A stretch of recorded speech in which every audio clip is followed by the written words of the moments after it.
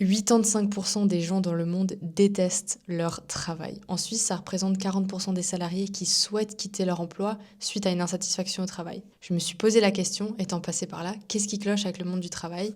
Est-ce que l'entrepreneuriat est fait pour ces personnes qui sont à la recherche de liberté? On va y répondre dans cette vidéo. Avant que je me présente et que je vous dise qui je suis, etc., je voulais juste vous expliquer le concept de cette vidéo, c'est que je vous emmène un petit peu prendre l'air et on va papoter, on va discuter, on va répondre aux questions. Donc je vous pose le contexte, je vous pose les choses et ensuite je vous emmène dehors vous balader avec moi en Valais.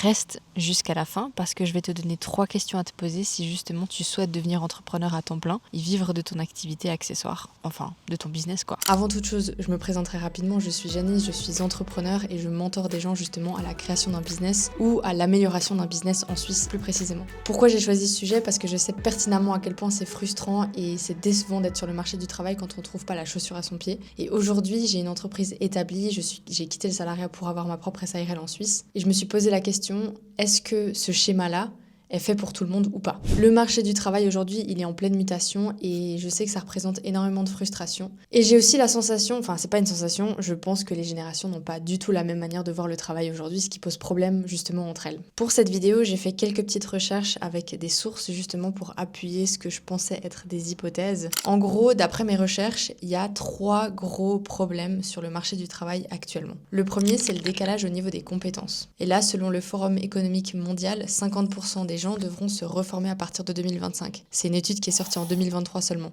Et pour cause, l'automatisation et les nouvelles technologies. Ça, je vais pas vous en parler, j'en parle assez sur cette chaîne d'ailleurs. Et du coup, on se retrouve face à des employeurs qui veulent de plus en plus de qualifications par rapport au job demandé. La deuxième chose, ce sont justement les attentes irréalistes des employeurs. Et ça, c'est surtout la jeune génération qui se rend compte que pas si facile que ça. En général, les employeurs veulent un retour sur investissement par rapport à la personne qu'ils embauchent et souvent, ils demandent une expérience de plus de 10 ans pour des postes qui ne demandent pas en vérité plus de 10 ans d'expérience.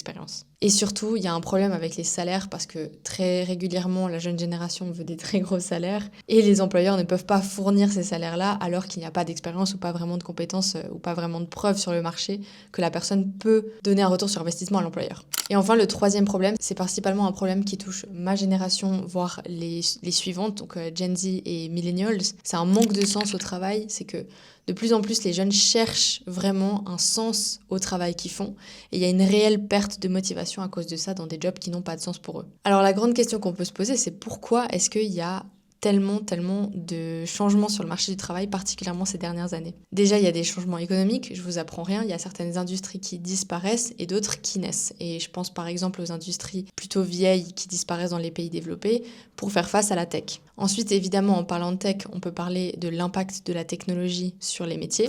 Et là, c'est McKinsey qui déplore que 30% des emplois sont à risque à cause de l'automatisation d'ici 2030. Et là, je vous ai dit un petit peu avant le retour sur investissement au niveau des entreprises. Il y a aussi le fait que ces entreprises-là valorisent de plus en plus la productivité. C'est-à-dire que quand on embauche quelqu'un, on veut que la personne fasse un maximum de tâches pendant les heures de travail. Et souvent au détriment des employés. Et du coup, résultat, je vous apprends rien, burn-out, insatisfaction, turnover, etc. Et c'est quelque chose qui coûte encore plus cher à l'entreprise que si elle avait pris les bonnes mesures dès le début. C'est exactement à ce moment-là qu'en général, on vient me voir et on vient me poser des questions sur l'entrepreneuriat ou on vient tout simplement pour travailler avec moi, pour savoir comment tout ça fonctionne.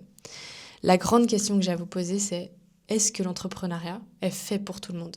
Est-ce que ces personnes désuètes ou insatisfaites sur le marché du travail ont leur place dans l'entrepreneuriat et peuvent percer dans l'entrepreneuriat pour en vivre et enfin s'octroyer la liberté professionnelle associée à l'entrepreneuriat? Pour répondre à cette question, je vais vous faire très rapidement le topo de ma propre histoire personnelle dans l'entrepreneuriat. Il faut savoir que déjà enfant, déjà adolescente, je revendais des vêtements que j'achetais au marché aux puces pour me faire un petit peu d'argent. Et ça, c'était l'ancêtre de Vinted à l'époque, c'était V-Dressing. Et comme ça, j'ai financé mon premier voyage à New York 2 années de suite. Donc je me suis fait quand même pas mal d'argent. Et c'est comme ça que j'ai compris déjà qu'en achetant quelque chose et en le revendant plus cher, avec de la valeur évidemment, on pouvait se faire de l'argent. Le truc, c'est que tout ça, c'est pas que ça m'a mis le pied à l'étrier pour l'entrepreneuriat, parce que je ne viens pas d'une famille d'entrepreneurs, je n'ai personne qui est entrepreneur dans ma famille.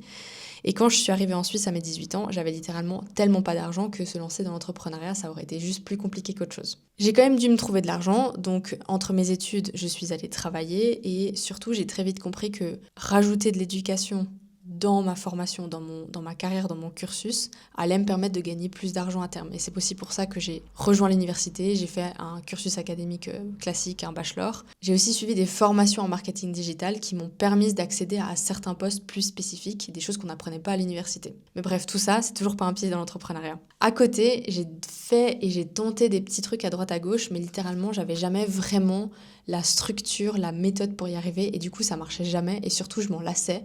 Donc, quand on s'en lasse, ça marche pas, on n'arrive pas vraiment à se plonger dedans et on n'a jamais vraiment de résultats. En 2021, on a lancé une association de fans de plantes avec mon meilleur ami qui a eu un grand succès mais qui n'était pas rentable. Donc là, c'était un petit peu la première fois que je sortais vraiment quelque chose à moi qui avait du succès. Mais comme il n'y avait pas de business model adéquat derrière, on a laissé tomber l'histoire. Et surtout, on s'est aussi lassé du sujet, donc on a arrêté ça. Bref, shortcut, j'ai eu des très très beaux postes dans des très très belles boîtes suisses, dont Coca, Q-O-Q-A, pas Coca-Cola, et Sky, qui est une branche de la boîte européenne qui est basée à Londres, en Suisse. Ces expériences-là dans le salariat, aujourd'hui, elles me permettent d'avoir beaucoup de connaissances dans le milieu de l'entreprise, dans le marketing d'entreprise, etc. Surtout que j'avais la main en fait sur des budgets assez importants qui me permettaient de faire joujou et puis vraiment d'expérimenter des choses très très intéressantes. Le truc, c'est que dans ma vie, il y a eu toute une histoire avec les thunes et ça, je vous renvoie à mon podcast Coach ton budget et business ou alors aux autres vidéos parce que je raconte tout le temps mon parcours. Je me suis demandé comment est-ce que je pouvais faire pour mieux gérer mes thunes et c'est là que j'ai lancé Coach ton budget avec la formation, avec le compte TikTok, etc.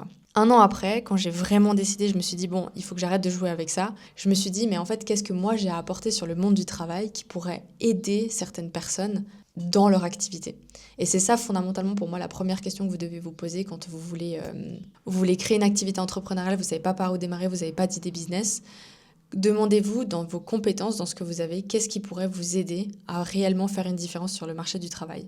Ça, c'est pour pas citer des innovations tech ou des choses comme ça, c'est pour plutôt partir dans la prestation de service. C'est une question à vous poser à ce moment-là. Mais moi, c'est vraiment une question que je me suis posée et je me suis rendu compte que j'avais vraiment beaucoup à apporter dans le cadre de l'acquisition client. En fait, j'étais en charge de tellement gros budget pour l'acquisition client que je savais extrêmement bien comment fonctionnaient les canaux digitaux pour acquérir des clients. Je pense clairement vous dire que l'entrepreneuriat, c'est pas la solution, ce serait vous dire un petit peu l'hôpital qui se fout de la charité, parce que clairement, moi, c'est ce que j'ai fait et c'est ce qui aujourd'hui me remplit et m'épanouit énormément. Mais je pense qu'il y a quand même des choses à admettre sur le fait que devenir entrepreneur, c'est pas une solution pour tout le monde. Et je vous ai promis 3 questions à vous poser qui sont assez pertinentes pour vous dire, je me lance si j'y vais ou c'est pas 100% fait pour moi.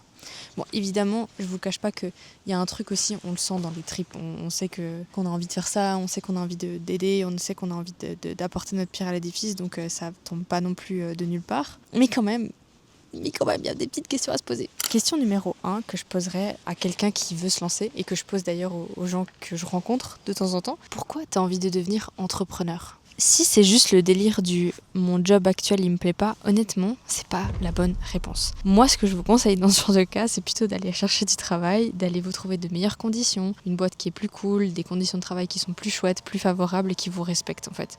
Parce que l'entrepreneuriat, en toute franchise, c'est pas que c'est de la merde et que c'est difficile et que c'est compliqué, mais ça l'est un petit peu quand même. On peut prendre du plaisir dans le process, on peut prendre du plaisir à développer tout ça. Il y a quand même une part de vérité sur le fait que oui, au début, c'est difficile. Donc, fuir un job qu'on déteste, c'est pas la solution. Parce qu'il y aura d'autres emmerdes, il y aura d'autres trucs à gérer qui seront beaucoup plus graves que juste un boss qui nous accorde pas des congés, par exemple. La deuxième question, qu'est-ce que vous souhaitez apporter sur le marché ? Je l'explique en long, en large et en travers dans Objectif 100% dépendant et rentable, c'est que quand vous n'avez pas d'idée de business, quand vous ne savez pas quoi faire, ou même quand vous avez une petite idée de business mais vous n'êtes pas sûr, la première question à vous poser, et d'ailleurs vous voyez ça aussi chez tous les gourous Instagram, c'est apporter de la valeur. Ils disent toujours il faut apporter de la valeur. Mais apporter de la valeur, c'est quoi ? En fait, apporter de la valeur, c'est apporter potentiellement une solution, une réponse, une information à quelque chose qui manque sur le marché. Et là, vous allez vous dire, mais il y a tout qui existe déjà. Ben non, en fait, il n'y a pas tout qui existe déjà. Déjà parce qu'il y a toujours des nouveaux problèmes qui naissent, et ensuite parce que même si on est beaucoup d'êtres humains sur Terre, on n'a pas toujours on réussit pas toujours à tout combler. Et d'ailleurs, pour vous donner un petit exemple, je me suis lancée dans le coaching business alors que le marché était déjà ultra saturé. J'ai trouvé un endroit sur le marché où il y avait de la place par rapport à ce que je voulais développer. En l'occurrence, c'était d'être pas un incubateur parce que j'avais pas à l'époque encore les ressources et encore l'idée exacte de ce que je voulais faire, mais j'ai très bien compris que je pouvais aider les indépendants en Suisse à vivre de leur activité. Et ça, les coachs business français, ils auraient pu le faire. Mais il y avait personne en Suisse qui faisait ça et qui comprenait aussi bien le marché suisse et qui l'avait développé dans ce sens-là. Et c'est pour ça que c'est important de vous dire, ok, j'ai quelque chose à apporter, j'ai envie de faire quelque chose où je me rends compte qu'on n'est pas vraiment aidé là-dessus, on ne sait pas comment faire, etc. Chouette, mais l'idée c'est pas de copier quelqu'un, c'est de trouver votre emplacement, trouver votre truc. Et ça c'est hyper important. Ça ce serait la deuxième question que j'aurais à vous poser si vous souhaitez devenir entrepreneur. La troisième question, je dirais, est-ce que vous êtes prêt à vous en prendre plein la gueule ? En fait, c'est pas dans le mauvais sens du terme. S'en prendre plein la gueule, c'est pour moi une année d'entrepreneuriat, c'était 5 ans de salariat. Je sais pas s'il y a d'autres entrepreneurs qui vont regarder cette vidéo, mais j'ai trouvé absolument incroyable le nombre de choses qu'on apprend, le nombre de choses qu'on doit gérer, le nombre de choses qu'on doit tout d'un coup...